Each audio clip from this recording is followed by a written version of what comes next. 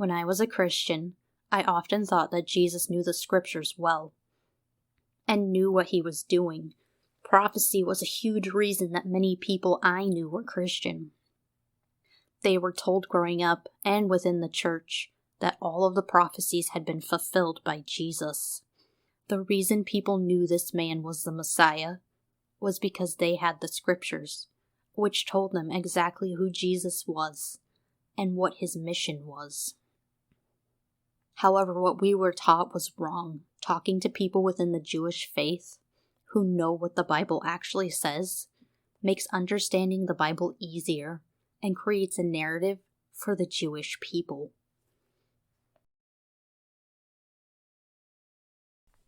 Prophecy number 1. He shall be called a Nazerene. Matthew 2:19. This scripture is claiming to be in the Torah, but does not exist. While there's still a debate over the city of Nazareth, and if it was, in fact, a real place, this is not a real prophecy about the Messiah. This was made up by the person who wrote Matthew.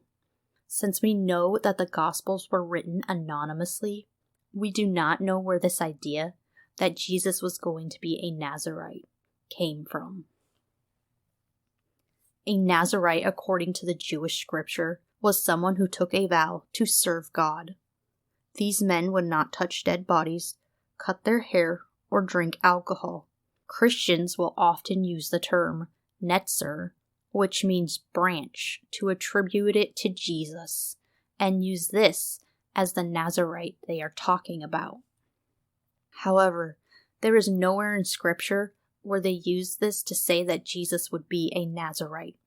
Mark 5:21 through 43 tells us that Jesus did indeed touch the dead in order to raise them back to life, which would either mean he did not take his vows seriously, or he simply was not a Nazarite. Prophecy number 2.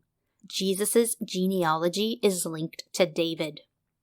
We are often told that Jesus has a link to both David and Solomon, that he was the branch of David who would become the Messiah. However, in the time period of Jesus, your lineage was through your father, not your mother. In Numbers 1:18, we are told that the tribes and lineage was through your father's house. If this is what was used to link Jesus back to David, this would not work, because Joseph, according to the New Testament, is not Jesus' biological father. Prophecy number 3. The idea that Jesus was born of a virgin. During the Greek era, it was known that many different gods and leaders were given the virgin birth narrative. Once this idea was mixed within the religious world of the Jews and Christians, they used the same narrative to make it seem like Jesus was a god because he was born from a miracle. The problem with this narrative is that the scripture used to make this assumption is a mistranslation of the word ALMAH. When Christians are told that Jesus was born of a virgin and needed to be born of a virgin, this is not considered a prophecy for the Messiah.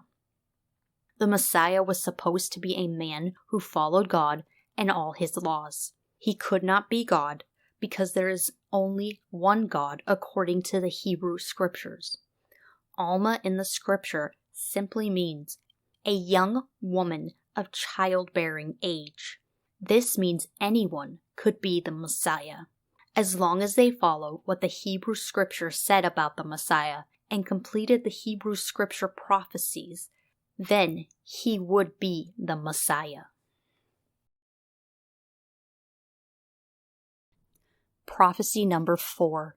A messenger will be sent before the Messiah. Isaiah 40:3. Jesus makes the claim in Matthew 11:10 that God was going to send a messenger ahead of him to prepare the people for his coming. The writer of Matthew got the wrong verse. The verse Matthew used was Isaiah 40:3, but the verse that he meant to use was Malachi 3. This verse talks about Elijah, who will prepare the way for Yahweh by teaching their priests the correct way to offer sacrifices for God.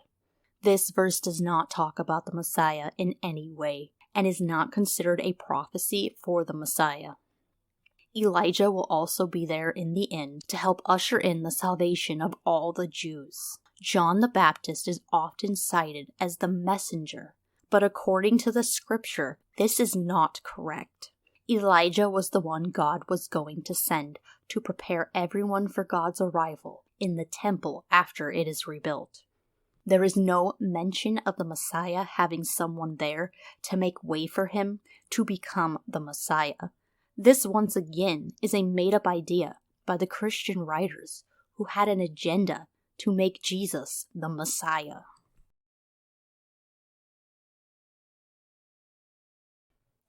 Prophecy number 5. Jesus escapes from Herod when he kills all the babies in Bethlehem. Matthew 2:16. According to Matthew, this terrible act was all in God's plan for Jesus. We are told that Herod was jealous and did not want anyone else taking his place as king of the Jews. The problem with this prophecy is, once again, it is a verse ripped out of context in order to make Jesus seem like he was the Messiah from birth. Jeremiah 31:15. We are told that Rachel is crying because her children have been taken away to be captives in another country. She is told not to cry because one day they will all return to the place that they came from. This is about the Jewish people being taken away from Israel and how one day they will all return from this captivity, while the Messiah will be the one who helps them return to their land. This verse is not a Masonic prophecy. Understanding the scripture with its own time and people can help us see what these authors were trying to do. The Jewish people knew who the Messiah would be. They knew there was no God but Yahweh. They were told by scripture that the Messiah would be an earthly king who would bring peace on earth to everyone. Someone who would restore the Jewish people back to their land. Someone who would restore the temple and the rituals that go along with what their God wanted. The Hebrew scriptures tell the Jewish people that they will be without a king and a temple for a while. Then God will restore it all for his people. The Hebrew scripture does not have a heaven and a hell. Instead, there's going to be a Utopia on the earth where everyone lives in peace and knows who Yahweh is. Why then are we told that Jesus did all these things? Why is this idea that Jesus was the promised Messiah preached every week in churches?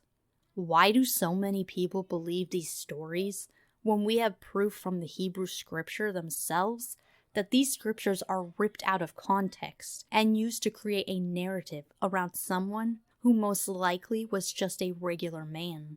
What makes Jesus different from any other cult or religious leaders throughout the history of the world? Since I am an atheist, I think Jesus was just another man of his day. Someone might have come along and decided they wanted him to be more, but there's little evidence that the stories and the prophecies are true.